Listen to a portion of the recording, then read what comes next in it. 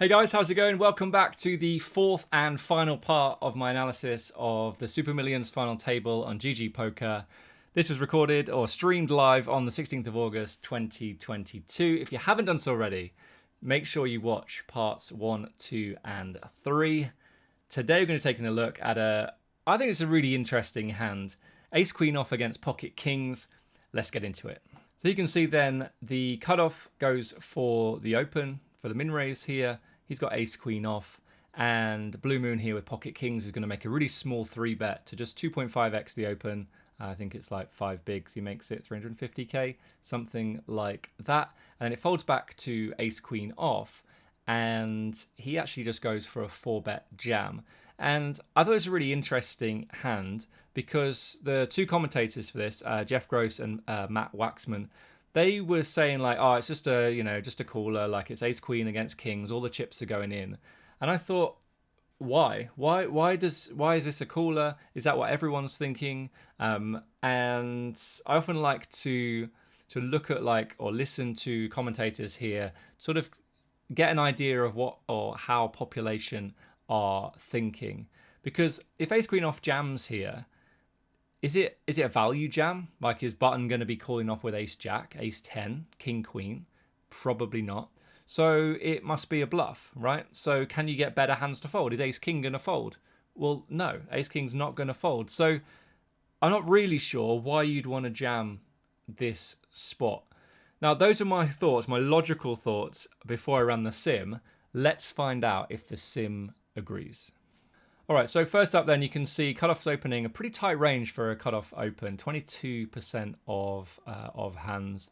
Folds to the button, and his 3-bet range is going to look something like this. So I guess, going to be calling off with like 10s plus Ace King in this spot, and then 3-bet bluffing with some suited aces, some suited kings, and some offsuit Ace X and King X hands as well. So when they do go for the 3-bet, the cutoff, let's take a look. They get to jam some pairs, some suited wheel aces, some suited broadways, and sort of like 10s plus.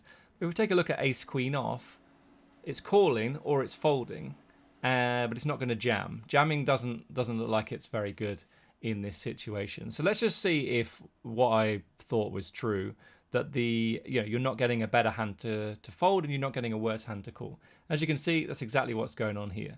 So you could argue, yeah, but you're getting Ace Queen off to fold. Ace Queen off's going to be there in 100% of the time. So you're generating folds from the same hand. You want more than that. So you want to be getting called by Ace Jack. You want to be called by King Queen suited. You want to fold out some pairs. I can see 9s here. If it does 3-bet, it does fold versus the jam. So maybe you could argue you're getting some better hands to fold in pocket 9s.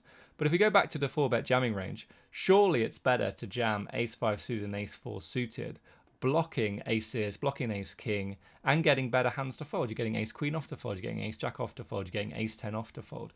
It just doesn't make logical sense to shove Ace Queen when you're not getting better hands to fold or worse hands to call.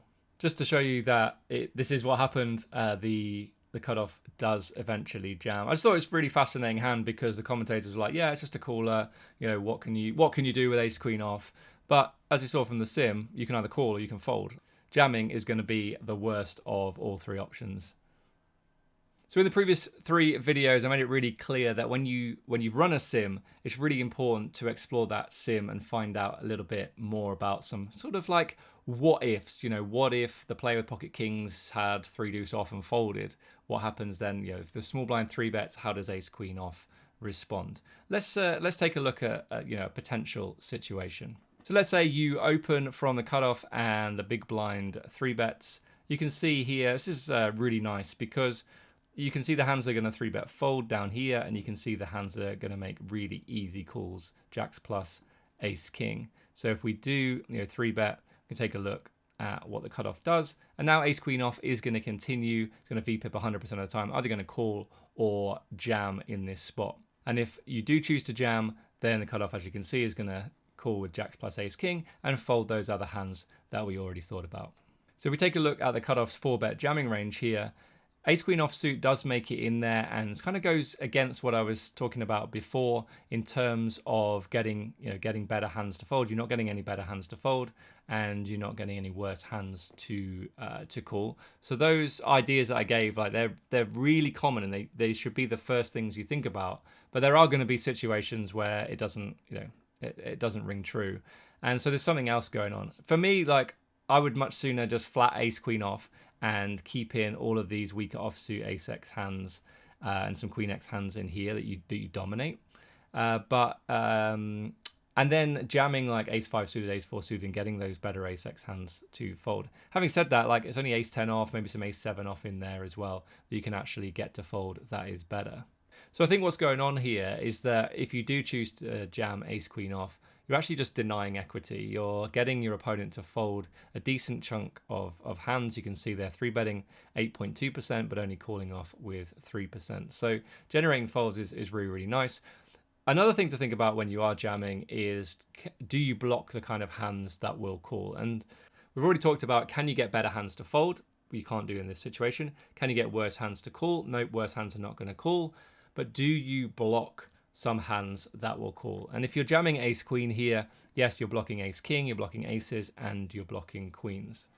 So a real focus in today's video about making sure that you sort of satisfy those questions in terms of, can you get better hands to fold if you're bluffing? Can you get worse hands to call if you're value jamming? And do you block hands that can call? So in that final example, we saw it did want a 4-bet jam ace queen, and because you do block aces, ace king, and queens, that can call.